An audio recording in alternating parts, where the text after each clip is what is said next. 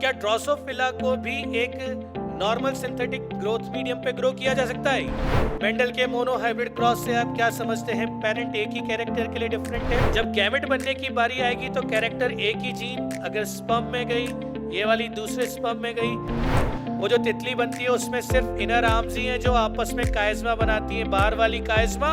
क्या कोई एक ऐसा डिसऑर्डर बोल सकते हैं जहाँ सिर्फ और सिर्फ फीमेल ही कैरियर हो सकती है? कोई एक ऐसी जनरेशन आ जाती है कि जहाँ कोई भी बीमार नहीं होता तो ऑटोमेटिकली हम क्या कह देते हैं फिर इसे? ऐसी कौन सी पेडिग्री है जिसमें एम्ब्रियोनिक डेथ दर्शाई जा सकती है? मेंडलिज्म, अगर मेंडल की बात करें 1822 टू 1884, सभी को याद है कहां बॉर्न, क्या क्या हुआ, बट जो क्वेश्चन प्रेफरेबली पूछे जाते हैं वो उसके वर्किंग ईयर कहां से कहां तक है? 1856 टू 1863। कहां से कहां तक है? 1856 टू 1863। रिमेंबर व्हेन वी से कि सर ऑलमोस्ट 7-8 लॉन्ग ईयर्स काम करा, यस। क्यों? क्योंकि मेंडल का सबसे बड़ा इशू था कि किस प्लांट को सेलेक्ट करे, और उसने फाइनली जिस प्लांट पर आकर जीरो इन किया उस प्लांट का नाम क्या है बच्चे? Pisum sativum. Very good. क्या नाम है? पाइसम सटाइवम यानी garden pea. Garden pea must have some characters. पहला, लाइफ साइकिल शॉर्ट। सोचिए बैनियन ट्री ले लेता तो मेंडल उसकी जनरेशंस देखता या वो मेंडल की? सो कभी भी एक्सपेरिमेंटल ऑर्गेनिज्म पूरी जेनेटिक्स में होना चाहिए जिसका लाइफ स्पैन हो बड़ा या छोटा। ड्रोसोफिला मेलेनोगेस्टर लाइफ स्पैन समझ में आ गया? उसका ऑलमोस्ट 2 वीक, इसका 2 to 3 months और 3 to 4 months, यानी लाइफ स्पैन होना चाहिए छोटा या बड़ा? Second, large number of seeds. Large number of, एक सिंगल मैटिंग, एक सिंगल रिप्रोडक्शन, एक सिंगल क्रॉसिंग में अगर होने वाली प्रोजेनी का नंबर ज्यादा है तो हमें रिजल्ट की एक ही वैरायटी मिलेगी या सारी मिल सकती हैं? Human, we generally have 1 progeny at a time. 2 हो गए तो ट्विंस, अदरवाइज ट्रिपलेट्स। उसके ऊपर नेशनल न्यूज, ऑब्वियसली बात है। So human is good genetic organism, not a good organism for studies. कारण वही है कि भाई नंबर ऑफ प्रोजेनी हमारे अंदर है हाई या लो। ड्रोसोफिला के अंदर भी number of progenies high. So Drosophila भी क्या एक अच्छा जेनेटिक मटेरियल है? यस। पाइसम सटाइवम भी है। ये जो पाइसम सटाइवम है, क्या इसमें क्रॉस फर्टिलाइजेशन पॉसिबल है? क्रॉस हाइब्रिडाइजेशन पॉसिबल है? यस। सेल्फ पॉलिनेशन चल रहा है। मेंडल को सबसे बड़ी चीज चाहिए थी desired and controlled cross pollination. क्या शब्द यूज करा? देखिए, क्रॉस पॉलिनेशन हो जाए, अगर रैंडम हो जाए तो पता नहीं चलेगा, लेकिन अगर डिजायर्ड है, कंट्रोल्ड है, क्रॉस पॉलिनेशन है, यानी हमें पता है हमने क्या करवाया है और रिजल्ट क्यों और कैसे और क्या आया है। सो इसमें वो चीज पॉसिबल है and it is easy to cultivate और नॉट? यस। चलिए ड्रोसोफिला पे भी यही चीज अप्लाई करके देखते हैं। Life span short, number of progeny high. याद करिए, उसके मेल और फीमेल को इजीली डिफरेंशिएट किया जा सकता है क्या? क्या पाइसम सटाइवम में भी ऐसे ही कॉन्ट्रास्टिंग ट्रेट्स हैं क्या? 7 कॉन्ट्रास्टिंग ट्रेट्स ऐसे ही। क्या ड्रोसोफिला को भी एक नॉर्मल सिंथेटिक ग्रोथ मीडियम पे ग्रो किया जा सकता है? राइपन बनाना पर जब हम ग्रो करते हैं तो राइपन बनाना पर ड्रोसोफिला मेलेनोगेस्टर अट्रैक्ट होती है शुगर की वजह से? यस और नो? नो। वहां होती है यीस्ट ग्रोथ। क्या होती है? सो वो अट्रैक्ट किसके लिए होती है? याद रखिए, छोटी चीजें हैं, कंसेप्चुअल चीजें हैं, पूछी जाती है। सो ड्रोसोफिला मेलेनोगेस्टर, और ये याद करिए, ड्रोसोफिला मेलेनोगेस्टर उसके कॉन्ट्रास्टिंग कैरेक्टर्स के लिए वी रिक्वायर है हाई पावर माइक्रोस्कोप और लो पावर माइक्रोस्कोप। सो अगर कोई भी ऐसा ऑर्गेनिज्म है या ऐसा प्लांट है जिसके लिए हमें ज्यादा खर्चा नहीं करना, आसानी से ग्रो हो जाएगा, मल्टीपल प्रोजेनीज है, so that one is a good object for genetical studies. So Pisum sativum was good or bad for Mendel? Good. And biggest advantage, एक तरह से सोचा जाए तो, जब आप पढ़ते हैं सेक्सुअल रिप्रोडक्शन इन प्लांट्स या और कुछ भी, तो आप ये पढ़ते हैं कि अगर कोई नेचुरली सेल्फ पॉलिनेटिंग स्पीशीज है प्लांट और किसी की भी, और उसमें हम क्रॉस पॉलिनेशन कराएं, तो जो हाइब्रिड प्रोजेनी होती है दैट इज फर्टाइल और स्टराइल. लेकिन पाइसम सटाइवम के केस में F1 हाइब्रिड्स वर फर्टाइल. बहुत अच्छा एडवांटेज मेंडल के साथ था. आइए देखते हैं reason for Mendel success. Remember, हम हमारा सारा ध्यान लगा देते हैं कि सर न्यूमेरिकल्स देखेंगे, जेनेटिक्स और इनमें ये करेंगे, जबकि अगर जेनेटिक्स के इस पूरे सेक्शन से प्रिंसिपल ऑफ इनहेरिटेंस से 8 क्वेश्चन आए तो उनमें से शायद ही किसी साल न्यूमेरिकल प्रॉपरली आएगा, 3 या 4 साल बाद. अधिकतर चीजें इस इनिशियल पार्ट से आएगी जहां सिली मिस्टेक्स होती हैं. Hi, hello. चलिए, reason for Mendel success. Mendel की सक्सेस का सबसे बड़ा रीजन क्या था, शुरुआत करें. पहला रीजन, मेंडल ने क्वालिटेटिव कैरेक्टर्स लिए. कौन से कैरेक्टर? फिर से बोलिए. क्वालिटी क्या है समझ लीजिए. क्वालिटी है या तो अच्छा है या बुरा है, या तो हाईएस्ट है या लोएस्ट है, आइदर टॉल और ड्वार्फ, आइदर इन्फ्लेटेड और कॉन्स्ट्रिक्टेड, आइदर ग्रीन. अगर सिर्फ 2 ही एक्सट्रीम है तो ऐसा कैरेक्टर कहलाएगा क्वालिटेटिव. क्या कहलाएगा? आइदर पास और फेल. क्या कहलाएगा? क्वालिटेटिव. लेकिन अगर कह दिया जाए 30%, 40%, 50%, 60%, that is.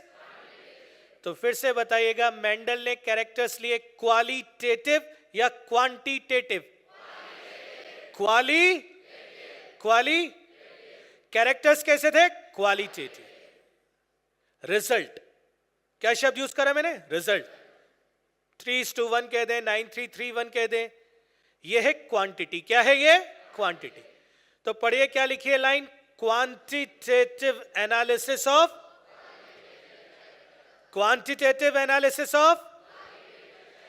So those 7 characters which Mendel selected, they were qualitative or quantitative? Qualitative. और मेंडल ने उन क्वालिटेटिव कैरेक्टर्स का क्या करा? समझ गए? फिर आता है स्टैटिस्टिकल एनालिसिस. क्या आता है बच्चे? याद रखिएगा, स्टैटिस्टिकल एनालिसिस एमबीबीएस के फर्स्ट एमबीबीएस और सेकंड एमबीबीएस पार्ट में आप लोगों को सिखाया जाएगा, जैसे हम लोगों ने भी सीखा. और उससे समझ में आता है कि किसी भी थियरी को अगर आप स्टैटिस्टिकली प्रूव कर दें तो सेंचुरीज भी गुजर जाए तो भी वो वैसे ही स्टैंड करती है जैसे मेंडल के results. Mendel gave his results without support of statistical analysis और with support of statistical analysis. उन्होंने स्टैटिस्टिक्स यूज करा. सैंपलिंग साइज थी लार्ज और स्मॉल. याद करिए एनसीईआरटी की line, Mendel selected large sampling size, that is why his results are generalized rule of inheritance. Rather we consider them unsubstantiated ideas. याद आया? So Mendel ने large sample size लिया, इसका मतलब रिजल्ट की ऑथेंटिसिटी कम हुई या बढ़ गई? अरे कम हुई या बढ़ गई? मेंडल के रिजल्ट सिर्फ एक जनरेशन पर भी लागू हैं या जनरेशन आफ्टर जनरेशन? लेकिन मेंडल एक प्लांट था जिस पर फेल हो गया, हॉकवीड. किस पर? दूसरे शब्दों में क्या कहें? हिरेशियम. क्या कहें? हिरेशियम या हॉकवीड. हॉकवीड, हिरेशियम, ये होता है सेक्सुअली रिप्रोड्यूसिंग या वेजिटेटिव? कैसा है? वेजिटेटिव. तो ध्यान से सुनिएगा जो बात मैं कह रहा हूं. Mendel proved his result on Pisum sativum, which is a sexually reproducing plant. His results were not replicated on hawkweed, which is a vegetatively reproducing plant. So Mendel's laws, principles, postulate, whatever we call, is valid for sexually reproducing or asexually reproducing. Important question clear हुआ NCERT से? Mendel के laws, principal, postulate जो भी कहें वो valid है किसके लिए? सेक्सुअली रिप्रोड्यूसिंग या वेजिटेटिव रिप्रोड्यूसिंग? क्लियर है पॉइंट? याद रखिएगा, लिखते चलिएगा। अगर कोई पॉइंट आपको लगता है कि फास्ट ट्रैक के साथ मुझे ऐड करना पड़ेगा, याद करने में दिक्कत आएगी, तो पॉइंट ऐड कर लीजिएगा छोटा सा कि मेंडल्स लॉ एरो लगा के फॉर सेक्सुअली रिप्रोड्यूसिंग। आइए,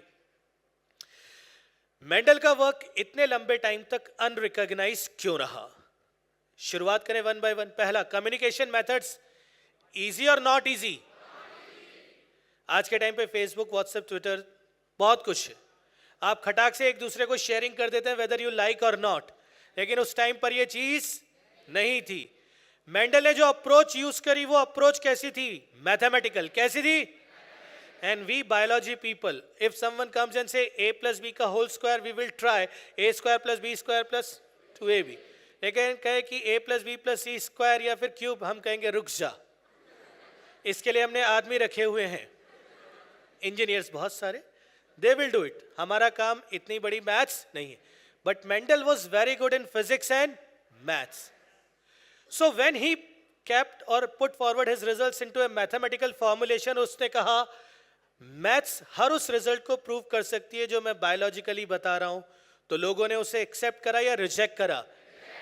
क्योंकि लोगों ने कहा कि बायोलॉजी को मैथ्स के थ्रू समझाया नहीं जा सकता। जब उसने कहा कि उसकी पिक्चर का हीरो है यूनिट फैक्टर, फैक्टर मेंडल ने दिया, बाद में कहलाया जीन। क्या कहलाया? Term was given by Johnson. याद आया सभी को? मेंडेलियन फैक्टर्स या कहें जीन, सेगमेंट ऑफ डीएनए। क्या है बच्चे? Segment of DNA. Segment of DNA है, जीन वो है जिनकी वजह से हमें कैरेक्टर शो होते हैं। अगर जीन अपने आप को एक्सप्रेस कर रही है, फिर से कहूंगा, अगर जीन अपने आप को, तो कैरेक्टर शो होगा और हम कहेंगे जीन इज डोमिनेंट। और अगर कहीं जीन का एक्सप्रेशन मिनिमम है, मैंने जीरो कहा या मिनिमम? याद रखिएगा, जीन का एक्सप्रेशन मिनिमम है तो हम कहेंगे डोमिनेंट है या रिसेसिव? सर आपने जीरो क्यों नहीं कहा? याद करिए हाइट का character, maximum expression tall, minimum expression zero dwarf, इसीलिए जीरो नहीं कहते। क्या कहते हैं? मिनिमम। क्या कहते हैं बच्चे? मिनिमम। मेंडल सेड कि उसकी फिल्म का हीरो यूनिट फैक्टर है। There is a pair of unit factor which is controlling character. लोगों ने कहा आपने यूनिट फैक्टर को देखा? नहीं। यूनिट फैक्टर काम कैसे करता है? पता नहीं। यूनिट फैक्टर कहां होता है? पता नहीं। आगे जाके पता पड़ा कि क्रोमोसोम पर है। किस तरह से लीनियर अरेंजमेंट, वो आगे की बात। क्या कोई फिजिकल प्रूफ है? नहीं। सो फिल्म का हीरो तो है पर वो किसी को नजर नहीं आ रहा। So he could not provide any physical proof for the existence of. So Mendel's results were accepted और रिजेक्टेड? रिजेक्टेड। उस टाइम पर लोगों का ध्यान नहीं गया। याद करिए, मेंडल के टाइम पर एक बुक और थी जो बहुत ही फेमस चल रही थी, ओरिजिन ऑफ स्पीशीज। कौन से ईयर में आई थी? 1859। याद आया आपको? सर लेकिन ये तो इतने बाद की बात थी, 1863 तक उसने काम करा। फिर से कहूंगा, कम्युनिकेशन टेक्निक्स और मेथड्स इजी और not easy? Not easy. Mendel ने जहां अपने आप को रिप्रेजेंट करा, उस शहर में वो बुक तब रिलीज हुई थी। टॉक ऑफ द टाउन थे मेंडल के एक्सपेरिमेंट या ओरिजिन ऑफ स्पीशीज। इसीलिए मेंडल को अपना ड्यू क्रेडिट अपने टाइम पर, इन द ईयर 1900। कौन सा ईयर बच्चे? 3 साइंटिस्ट वर्किंग जॉइंटली और इंडिपेंडेंटली। वर्ड इंपॉर्टेंट है, कौन सा word? 3 scientist working independently, they reach to same result. Mendel वाले रिजल्ट पर पहुंचे। कौन कौन से? पहला कार्ल कॉरेंस, दूसरा, तीसरा कार्ल कॉरेंस जर्मनी। याद आया? किस पे काम कर रहा था? मेज। ये चीजें याद रखने की। कार्ल कॉरेंस कहाँ था? जर्मनी। किस पे काम कर रहा था? मेज। ह्यूगो डी वरीस हॉलैंड। ऑयनेथेरा लेमार्कियन। फिर से बोले क्या नाम है? लेमार्कियन। दूसरा नाम इवनिंग प्राइमरोज़र। याद आ रहा है? और तीसरा कौन है? एरिक वॉन शर्मा, ऑस्ट्रिया से। एक जर्मनी से, एक हॉलैंड से, एक ऑस्ट्रिया से। तीनों ने काम किया जॉइंटली या independently, and they reached to same conclusion. They reached to same conclusion like Mendel. यानी मेंडल को 1884 में अपनी डेथ के 16 इयर्स के बाद पहली बार किसी ने पहचाना कि आज हम जो एक्सपेरिमेंट कर रहे हैं वो एक्सपेरिमेंट और वो रिजल्ट मेंडल ऑलरेडी दे चुका है। फिर 1901 फिर से रिपब्लिश हुए मेंडल के वर्क, और तब से जो उन्हें फेम मिली वो आज तक कायम है। क्लियर? सो हमें यहां तक क्या ध्यान रखना है? Terminologies. Why Mendel selected Pisum sativum, what are the reason of success of Mendel and what are the reason of failure of, या कहें कि why Mendel's work remain hidden और अनरिकॉग्नाइज्ड फॉर सो लॉन्ग। कौन कौन से 3 scientist हैं जिन्होंने rediscover किया? एक बार नाम फिर से बताएं। Carl Correns, Hugo de Vries and Erich von Tschermak. Clear? Monohybrid cross, dihybrid cross, trihybrid cross, जिस भी क्रॉस की बात करें ध्यान से सुनिएगा जो कह रहा हूं। एक टॉल, एक ड्वार्फ। एक टॉल ट्रेट है, एक ड्वार्फ ट्रेट है। ये जो दोनों ट्रेट है ये है सेम या कॉन्ट्रास्टिंग पेयर हो गया? क्या हो गया? Contrasting pair. So when one pair of contrasting characters, one pair of contrasting characters, या कह दो trait, are combined in a hybrid, capital T, tall, small t, dwarf, combined in a hybrid, capital T, small t. When one pair of contrasting characters are combined in a hybrid, it is known as monohybrid. क्या है? When two pair of contrasting character or traits are combined in a hybrid, it is? When 3 pair of contrasting character or traits, अरे समझ आया? तो Mendel ने कितने characters की study करी थी? 7। कितने की? कितने की? उन 7 में से अगर मेंडल मोनोहाइब्रिड कर रहा है तो 7 की स्टडी कर रहा है या 1 की? किसकी? बाकी 6 कैरेक्टर समझो जो कह रहा हूं। ये प्लांट टॉल है, ये प्लांट ड्वार्फ है। बाकी 6 कैरेक्टर के लिए ध्यान से सुनना। Seed colour yellow, seed colour yellow, seed shape wrinkle, seed shape wrinkle, pod inflated, green green, axil axil, violet violet. यानी बाकी 6 कैरेक्टर के लिए दोनों प्लांट हैं डिसिमिलर या सिमिलर? सिमिलर।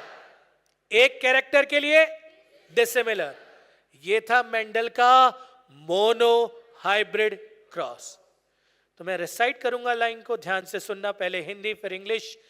कि मेंडल ने जब मोनोहाइब्रिड क्रॉस परफॉर्म करा तो दोनों पेरेंट प्लांट्स सिर्फ एक कैरेक्टर के लिए डिफरेंट थे।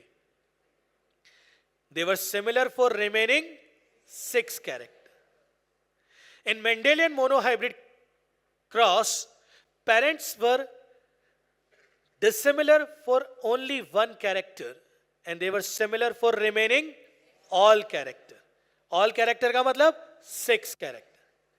अगर 7 में से 2 कैरेक्टर के लिए डिफरेंट है, 5 के लिए सेम है, तो क्रॉस कौन सा? 3 के लिए डिफरेंट, 4 के लिए सेम, तो एनसीईआरटी की लाइन क्लियर? मेंडल के मोनोहाइब्रिड क्रॉस से आप क्या समझते हैं? पेरेंट एक ही कैरेक्टर के लिए डिफरेंट है, ऑप्शन ए। ऑप्शन बी, एक कैरेक्टर के लिए डिफरेंट, रिमेनिंग कैरेक्टर के लिए सेम। तो ज्यादा सही कौन सा है, ए या बी? बी। याद रखिए, सब एनसीईआरटी पढ़ेंगे, इंटरप्रिटेशन सही करोगे तो आपके मार्क्स आएंगे, इसीलिए बार बार आपको ये फास्ट ट्रैक करेगा। क्लियर? आइए वापस से मोनोहाइब्रिड क्रॉस की बात हम कर रहे हैं। मोनोहाइब्रिड क्रॉस बाइनोमियल एक्सप्रेशन दे रखा है, half capital T plus half small T का whole square, A plus B का whole square, A square plus B square plus 2ab वाला कंसेप्ट लगाया। मैथमेटिकल एक्सप्रेशन हो रहा है। जरा देखिए इसके पहले वाली स्लाइड को। कैपिटल टी आउट ऑफ 4 कितनी बार? तो 1 आउट ऑफ 4। जेनेटिक्स में हम पढ़ते हैं 1/4 या 1 आउट ऑफ 4। ऐसे पढ़ोगे तो कभी गलती, लेकिन 1/4 पढ़ोगे तो 0.25 पे चले जाओगे और कहीं ना कहीं अच्छे सवाल पटक जाओगे। तो हमेशा पढ़ो 1 आउट ऑफ 4। 0.25 या 4 में से एक, ठीक है, एक कंप्लीट नंबर है, एक फ्रैक्शन है, इसीलिए कैपिटल टी स्मॉल टी है 2 आउट ऑफ 4। स्मॉल टी है, बाइनोमियल एक्सप्रेशन आपको यही कह रहा है। 1 out of 4 capital T, 2 out of 4 capital T small T, and 1 out of 4 small T small T. इसका सिंप्लीफाइड वर्जन करेंगे तो क्या आएगा? 1:2:1। चलिए मूव करते हैं। मेंडल ने दिए थे पॉस्टुलेट्स। क्या दिए थे? 4 पॉस्टुलेट थे। सुन लीजिए, एक्सप्लेन अभी 2 मिनट में हो जाएगा जिनको कंफ्यूजन हुई। पहला पॉस्टुलेट था यूनिट फैक्टर, दूसरा पॉस्टुलेट था डोमिनेंस। दोनों पॉस्टुलेट को मिला के एनसीईआरटी क्या कहती है? प्रिंसिपल ऑफ डोमिनेंस या लॉ ऑफ डोमिनेंस। पहला पॉइंट समझ आया? लॉ ऑफ डोमिनेंस के अंदर मेंडल के कितने पॉस्टुलेट इंक्लूडेड हैं? 2।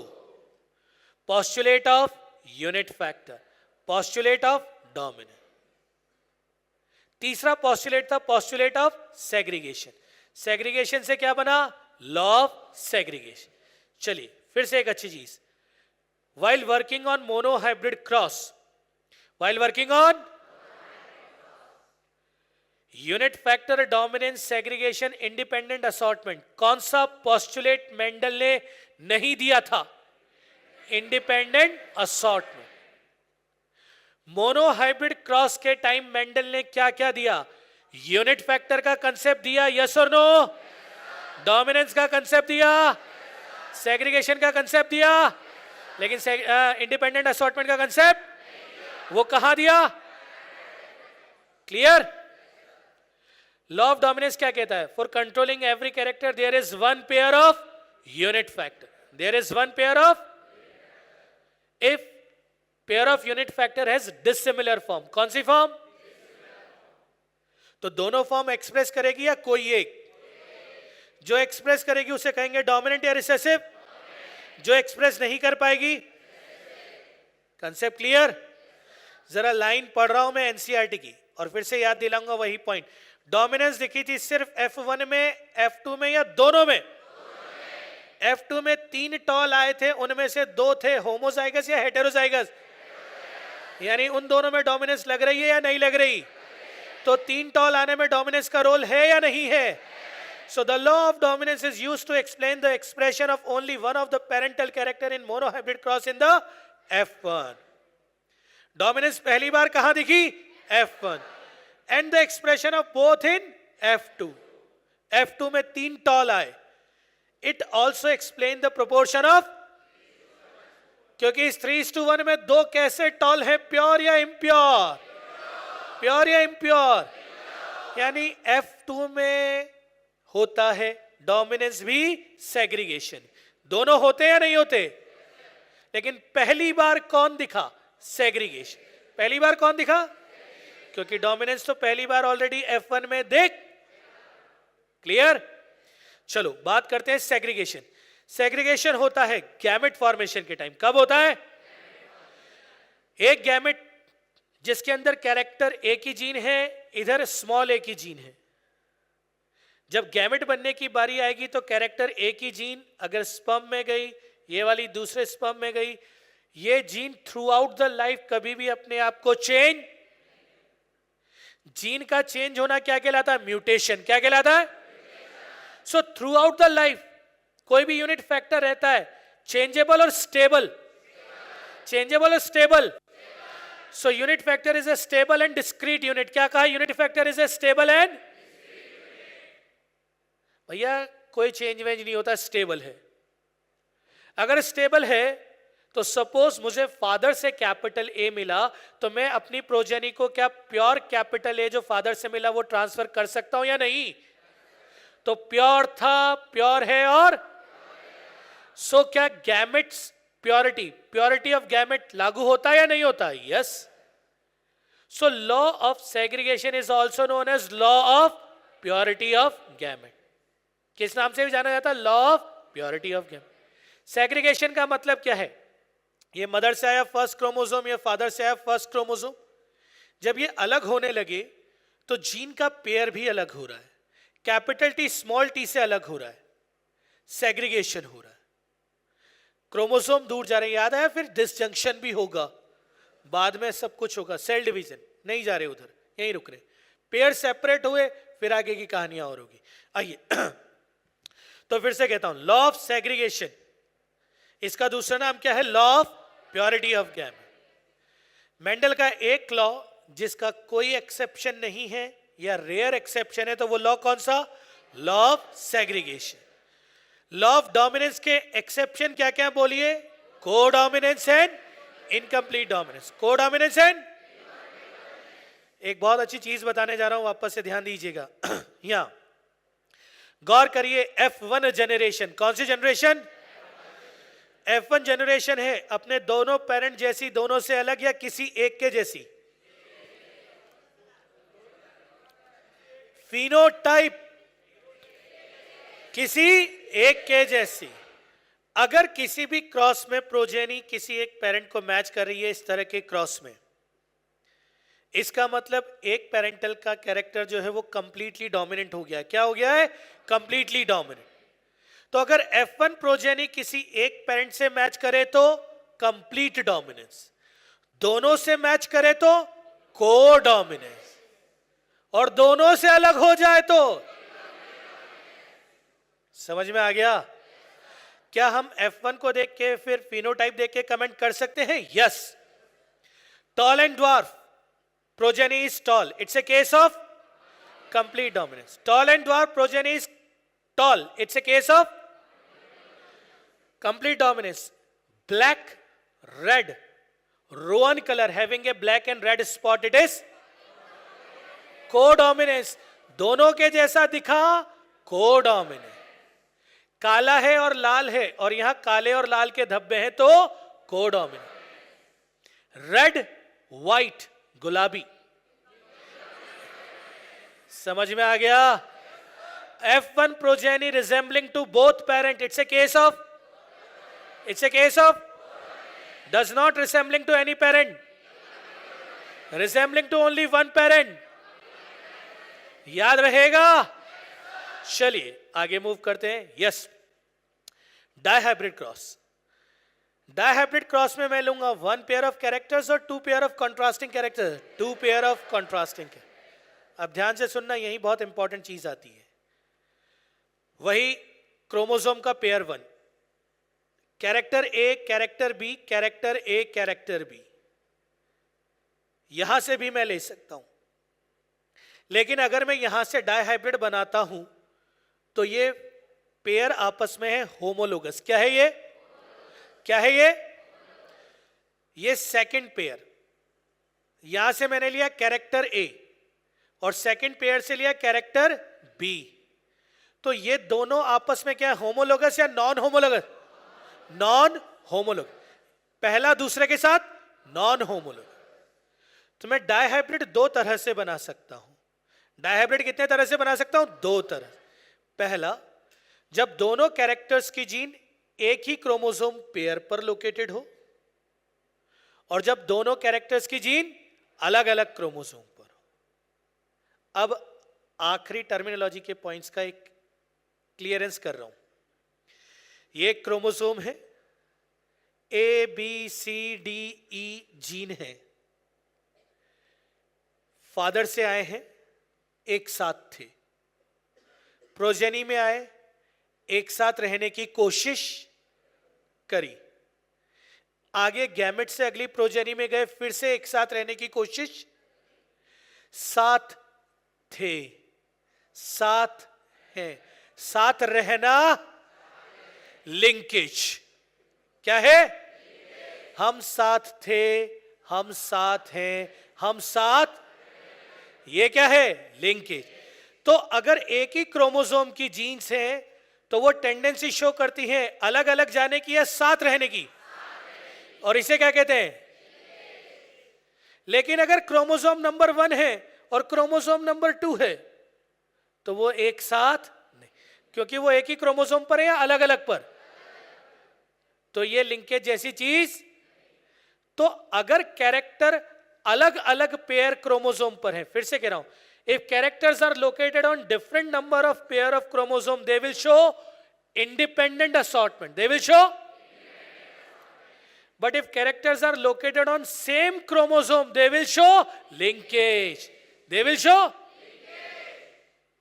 तो फिर से सुनिएगा, मेंडल ने कहा two pair of contrasting traits, Morgan ने इसमें एक लाइन आगे जाके ऐड करी कि these two pair of contrasting traits are located on same chromosome or different chromosome, then it is independent assortment. If it is located on same chromosome, then it is clear। फिर से आए कि in case of a plant, if two pair of contrasting traits are combined together in a hybrid, it will be known as dihybrid। क्या है? dihybrid। And such cross will be dihybrid cross। क्या कहलाएगा? dihybrid cross। ध्यान दीजिए, dihybrid cross का जो F2 generation का phenotypic ratio आएगा 9:3:3:1। 9 देखिए येलो राउंड, 3 देखिए येलो रिंकल, 3 देखिए ग्रीन राउंड, 3 देखिए ग्रीन रिंकल। इन सब में टोटल येलो काउंट करिए कितने? 9 yellow round, 3 yellow wrinkle, 12, 12। Green count करिए 4, 12:4, 3:1, 12:4। और मोनोहाइब्रिड क्रॉस का रेशियो क्या था? 3:1। जरा देखिए राउंड और रिंकल, टोटल राउंड काउंट करिए 12, टोटल रिंकल काउंट करिए, तो क्या फिर से 3:1 आया? इसका मतलब इस डायहाइब्रिड क्रॉस में क्या 2 बार 3:1 आ सकता है? तो एक डायहाइब्रिड क्रॉस में कितने मोनोहाइब्रिड क्रॉस हैं? 2।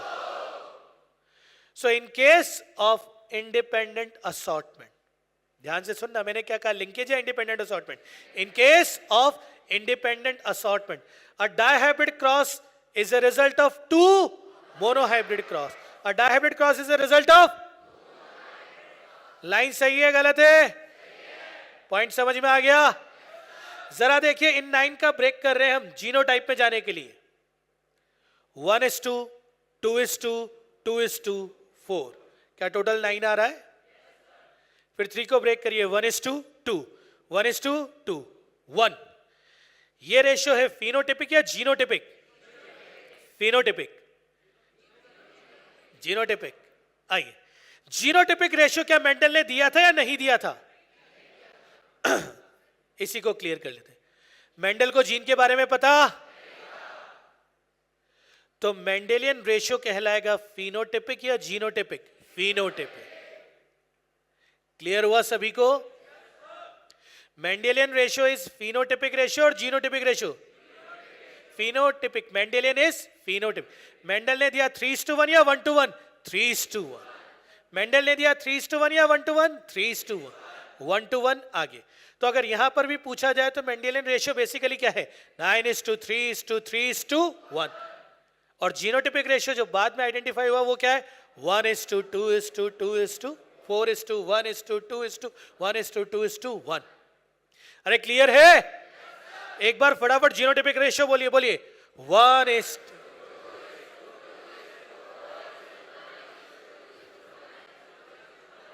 क्लियर? क्वेश्चन जिस तरह से आते हैं उस पर ध्यान दीजिए।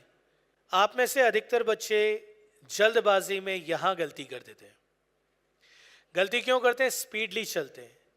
याद रखिए जिन 9 की हमने बात करी, अगर मैं इस पुन्नेट स्क्वायर को देखूं तो सबसे टॉप पर लिखा है capital R capital R capital Y capital Y. वो जो 1 2 2 4 था ना, उसका 1 डायगोनली ऐसे उतर रहे हैं। देखिए capital R small r capital Y 2 बार है।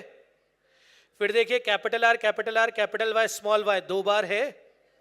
और फिर देखिए capital R capital Y small y 4 बार है, यानी 1:2, 2:2, 2:4। कितने तरह के क्वेश्चन बन सकते हैं? किसी भी एक जीनोटाइप को छुपा दे और आपसे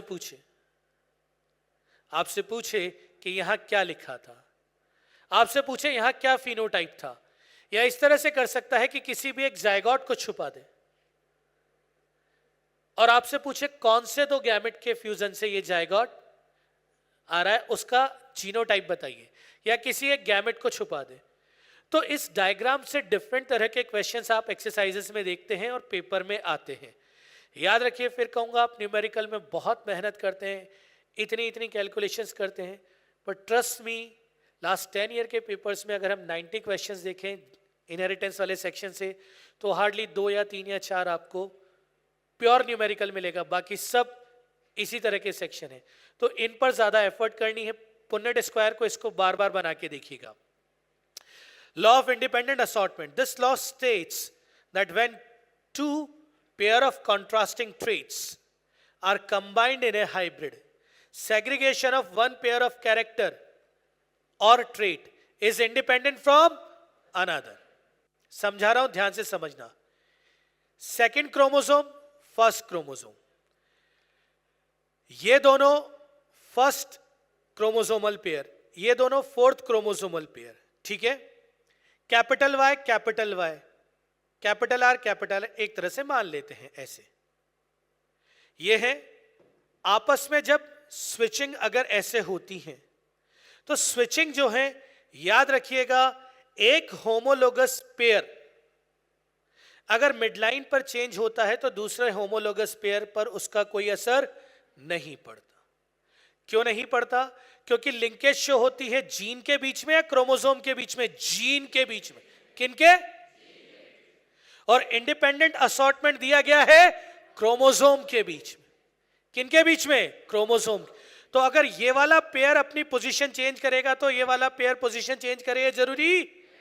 ये फर्स्ट पेयर क्रोमोसोम, ये सेकंड पेयर क्रोमोसोम, अगर फर्स्ट पेयर क्रोमोसोम ने अपनी पोजीशन बदल ली तो जरूरी नहीं है कि सेकंड पेयर अपनी पोजीशन बदले।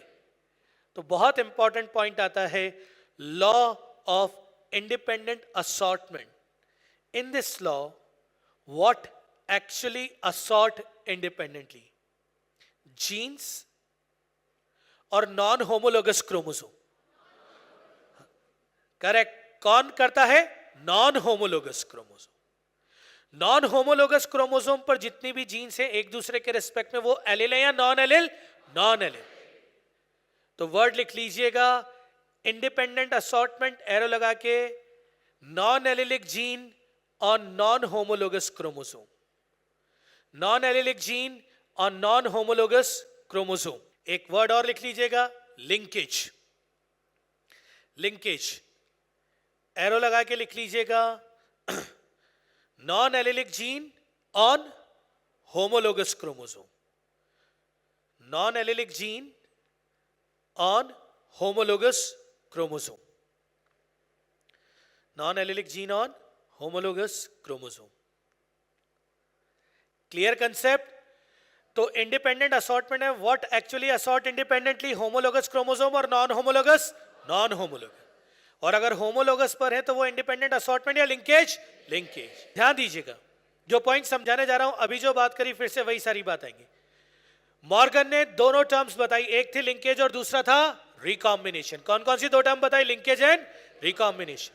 जो जीन टाइटली लिंक है वहां रिकॉम्बिनेशन कम, वहां डिस्टेंस, अरे टाइटली लिंक में डिस्टेंस। अब ध्यान से सुनना जो चीज कहने जा रहा हूं। Two genes are closely located, क्या ये कंप्लीटली लिंक कहलाएंगी? Two genes are tightly located, क्या ये कंप्लीटली लिंक कहलाएंगी? जब तक क्वेश्चन में वो कंप्लीट लिंकेज शब्द या मेल ड्रोसोफिला यूज ना कर ले तब तक इनकम्प्लीट लिंकेज होगी, चाहे थोड़ा सा ही चांस क्यों ना हो क्रॉसिंग ओवर का होगा। और वो कहता है वेरी टाइटली लिंक। क्या कहता है? तो 100% पेरेंटल या few recombinant? Few recombinant. 100% parental तो सिर्फ और सिर्फ कंप्लीट लिंकेज में ही होंगे और कहीं। जब स्टडी चल रही थी तो मॉर्गन ने यही बताया, अगर दो जीन कंप्लीटली लिंक हो जाए तो उनके बीच में कभी भी क्रॉसिंग ओवर और पेरेंटल कॉम्बिनेशन 100% और recombination strength of linkage is inversely proportional to crossing over और distance between link gene। अरे याद आया?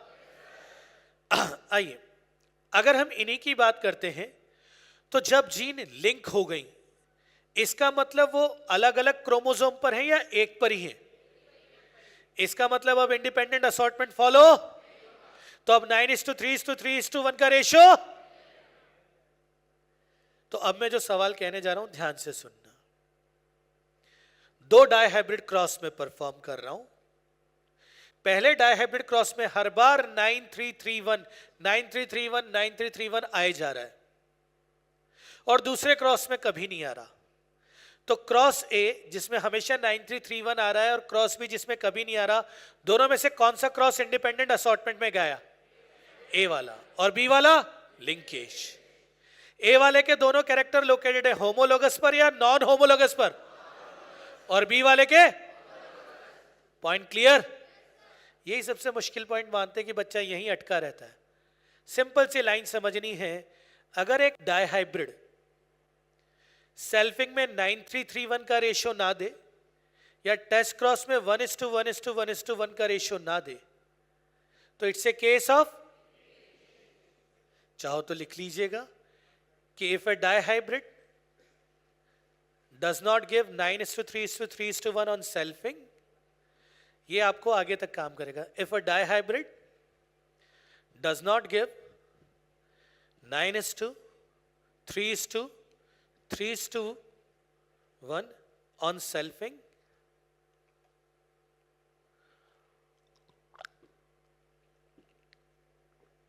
और 1:1:1:1 in test cross, it's a case of linkage। Concept clear? चलिए, एनसीईआरटी की लाइन जो पूछी जाती है अक्सर मिस हो जाती है। हमेशा अपन कहते हैं कि मॉर्गन की जितनी भी नॉलेज थी उसे जेनेटिक मैपिंग के लिए किसने यूज करा? Stuart went. किसने यूज करा? Stuart went. क्या कंसेप्ट है? रिमेंबर, जैसे जैसे हम हायर क्लासेस में जाते हैं वैसे वैसे कंसेप्ट्स थोड़े से वेराई आपको मिल सकते हैं डेप्थ में जाने पर। आपके लेवल पर आपको क्या याद रखना है?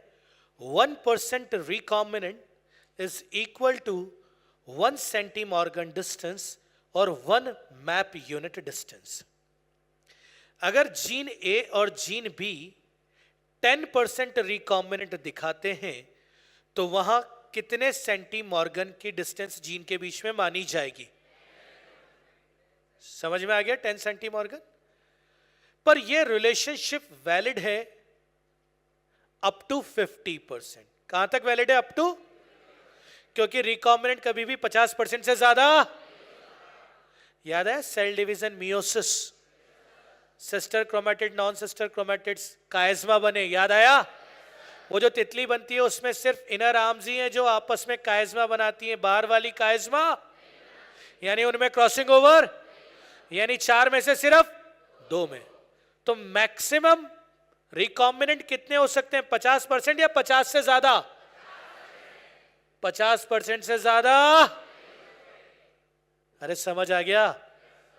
स्टुअर्ट वेंट ने इन्हीं चीजों को यूज करके जेनेटिक मैपिंग दी, और आज जो ह्यूमन जीनोम प्रोजेक्ट्स वगैरह सभी में हमें chromosomal map, gene map, 2 genes कितने डिस्टेंस पर है, कौन से नंबर पर है, उन सब के काम में आती है। सोचिए, इन जनरल कह दिया जाए gene A and gene B 10% recombinant distance कितनी?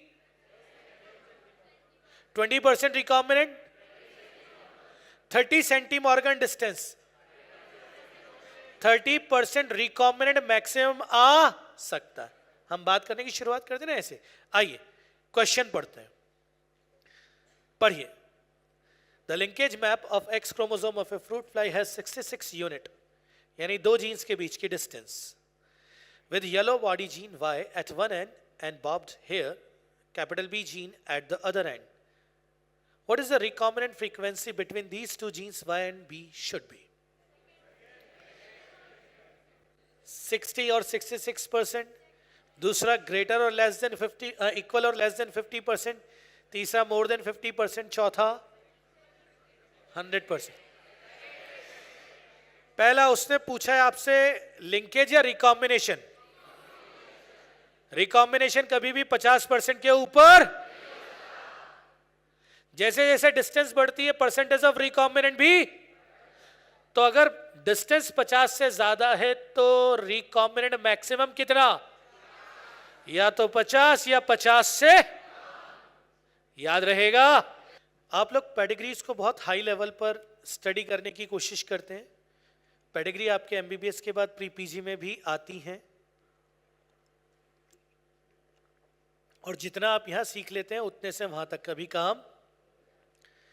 तो बहुत ज्यादा गहराइयों में जाने की जरूरत नहीं है. सबसे पहली चीज, कई एम्स सिर्फ इसी पेज से खत्म हो जाती हैं.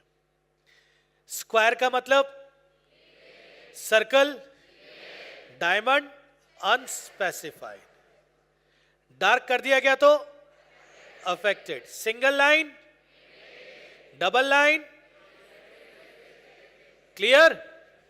हॉरिजॉन्टल लाइन से एक वर्टिकल लाइन अटैच हो गई तो प्रोजेनी लाइन. कौन सी लाइन? प्रोजेनी में अगर मुझे नंबरिंग करनी है जैसे, तो मैं लेफ्ट से राइट. लेफ्ट में मतलब इस कपल के यहां पहला बच्चा बॉय है या गर्ल? गर्ल. पेडिग्री में जनरेशन 1 कौन सी होगी? ऊपर वाली, और वो जनरेशन 2. मेंडेलियन क्रॉस में हम पेरेंट F1 F2 ऐसे चलते हैं. पेडिग्री में हम जनरेशन 1, जनरेशन 2, जनरेशन 3. जरा देखिए, अनस्पेसिफाइड हो रही है. अगर एक सर्कल है और सर्कल में डॉट लगा हुआ है तो फीमेल कैरियर, कैरियर फीमेल. क्या कोई एक ऐसा डिसऑर्डर बोल सकते हैं जहां सिर्फ और सिर्फ फीमेल ही कैरियर हो सकती हैं? आइए, वेरी गुड, बहुत अच्छा, ध्यान से सुनिए. ऑटोसोम मेल और फीमेल में अलग अलग होते हैं, सेम सेम, यानी वहां तो होने का सवाल ही. फीमेल में 2 एक्स क्रोमोसोम, मेल में 1 एक्स क्रोमोसोम, यानी फीमेल ही है जो कैरियर हो सकती है. कौन से डिसऑर्डर्स के लिए? X link.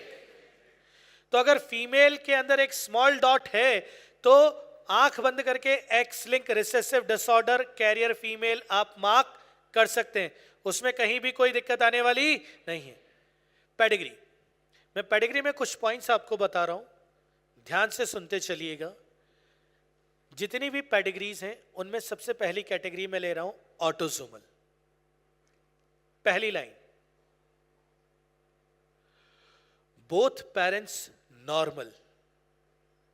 आप चाहें तो लिख लीजिएगा, चाहें तो याद कर लीजिएगा, जैसे भी. Both parents normal, any one child disease, autosomal, recessive pedigree. किसी भी पेडिग्री में दोनों पेरेंट्स नॉर्मल हैं और कोई भी एक बच्चा अगर बीमार है तो पेडिग्री कैसी हो जाएगी? Autosomal recessive. क्या इस पेडिग्री में दोनों पेरेंट्स नॉर्मल हैं? क्या कोई भी एक बच्चा बीमार है तो पेडिग्री कैसी? AR. पेडिग्री कैसी? AR. दूसरी line, both parent disease, any one child normal, AD. दोनों, both parent disease, any one child normal, क्या हो गई? AD. दोनों पेरेंट्स बीमार हैं, कोई भी एक बच्चा नॉर्मल है तो ऑटोसोमल डोमिनेंट. अगर दोनों पेरेंट्स को डार्क कर दिया जाए, इनका एक बच्चा नॉर्मल दिख रहा है तो पेडिग्री फिर किस में शिफ्ट हो जाएगी? ये ऑटोसोमल डोमिनेंट. पहचानने का तरीका सबको समझ आ गया? 2 स्टार पॉइंट बोले. Both parents normal, any progeny disease, AR. दोनों parent disease, any progeny, AD. अरे इतना क्लियर है? अभी आगे लाइन और बताता हूं. आइए, ये पेडिग्री कैसी है? AD या AR? क्या है? क्लियर? आइए, जल्दबाजी नहीं करनी, जो मैं कहूं वैसे ही करना है। बी पेडिग्री को देखिए पहले। बी पेडिग्री में क्या आपको दोनों पेरेंट्स नॉर्मल नजर आ रहे हैं? क्या इनका कोई भी एक बच्चा बीमार है? ये पेडिग्री कैसी हो गई? कैसी हो गई? पॉइंट समझ आया? अब मैं जो कह रहा हूं उसे ध्यान से समझिएगा। एक बार आपको स्टार पॉइंट मिल गया, आगे दिमाग लगाने की जरूरत नहीं है। जरा पहली पेडिग्री पर आइए। क्या किसी भी कपल में आपको ऐसा नजर आ रहा है कि दोनों पेरेंट बीमार और बच्चा नॉर्मल, या दोनों पेरेंट नॉर्मल और बच्चा बीमार, ऐसा हो? बेटा पहले कपल में मम्मी बीमार है, फादर नॉर्मल। अगली जनरेशन में दोनों माँ बाप नॉर्मल हैं लेकिन उनके बच्चे भी, और मैंने तो ये कहा है कि मम्मी पापा काले बच्चा गोरा, यानी बीमार के नॉर्मल या नॉर्मल के बीमार, लेकिन यहां वो फॉलो नहीं हो। तीसरे कपल में भी वो फॉलो, तो सर यहां तो दोनों ही स्टार पॉइंट नहीं लग रहे। अब क्या करें? अब ये पेडिग्री दोनों हो सकती है, तब हमें तीसरा पॉइंट चुनना है कि मैं इसे एडी मानूं या एआर। तीसरा पॉइंट कह रहा है कि if you can not decide the pedigree, तो क्या करना है? If disease is present in every generation it is AD. देखो क्या पहली जनरेशन में ऊपर डिजीज है, दूसरी जनरेशन में भी डिजीज है, तीसरी में भी डिजीज है, तो प्रेफरेंस में क्या आ जाएगा? एडी या एआर? एडी। क्या आ जाएगा? अरे समझ गए? तो इसका आंसर एनसीईआरटी ने क्या दिया? Myotonic dystrophy. क्या दिया? मायोटोनिक डिस्ट्रॉफी क्या डोमिनेंट डिसऑर्डर है या नहीं है? अरे है ना? बस, तो एनसीईआरटी ने इसे डोमिनेंट क्यों माना? एक है डीएमडी, ड्यूकेनेन मस्कुलर डिस्ट्रॉफी, याद आया? वो एक्स लिंक। एक है एमडी, ये ऑटोसोमल डोमिनेंट। तो याद रखिए इसे एनसीईआरटी ने डोमिनेंट माना क्योंकि हर जनरेशन में अगर कोई एक ऐसी जनरेशन आ जाती कि जहां कोई भी बीमार नहीं होता तो ऑटोमेटिकली हम क्या कह देते? फिर इसे एआर। तो ऑटोसोमल पहचानने की तीन ही लाइन निकल के आई। पहली, both parents normal, any one child disease, AR. Both parent disease, any one child normal, AD. दोनों ही नहीं है, हर जनरेशन में बीमारी, एडी कर देंगे। किसी एक जनरेशन में भी खाली मिल गया तो क्या कर देंगे? एआर। क्लियर है भाई? अब एक्स लिंक का समझा रहा हूं, ध्यान से समझना। हम अपना एक्स क्रोमोसोम किसे देते हैं? लड़के को या लड़की को? क्या देते हैं? यानी अगर पिताजी नॉर्मल है तो लड़की को बीमारी वाला एक्स क्रोमोसोम। तो अगर कहीं पर भी आपको ऐसा दिखता है जैसे इस वाली पेडिग्री में पिताजी नॉर्मल, और अगर कह दिया जाए कि ये जो फीमेल है फर्स्ट जनरेशन में, जब हम तीसरे चौथे बच्चे पे आ रहे हैं, ये फीमेल की ये कलर ब्लाइंड है, तो ऐसा पॉसिबल? क्योंकि इस फीमेल को कलर ब्लाइंड होने के लिए एक एक्स ही फादर से आना चाहिए जो नहीं है। तो एक्स लिंक पेडिग्री में नॉर्मल फादर के कभी भी डिजीज डॉटर, और अगर ऐसा कहीं दिया है तो फिर आप कह दीजिए ये पेडिग्री एक्स लिंक पेडिग्री। याद रख लोगे इस चीज को? एक पॉइंट ये, और एक और पॉइंट एक्स लिंक का याद रखना, बाकी तो आपने पढ़े हैं कि अगर किसी भी एक्स लिंक पेडिग्री में एक पेंडुलम बना दिया है छोटा सा, तो दैट विल रिप्रेजेंट अबॉर्शन और स्टिल बर्थ। याद आया? और वो पेडिग्री किसकी हो जाएगी? कलर ब्लाइंडनेस या हीमोफीलिया? हीमोफीलिया। ऐसी कौन सी पेडिग्री है जिसमें एम्ब्रियोनिक डेथ दर्शाई जा सकती है? हीमोफीलिया। ठीक है।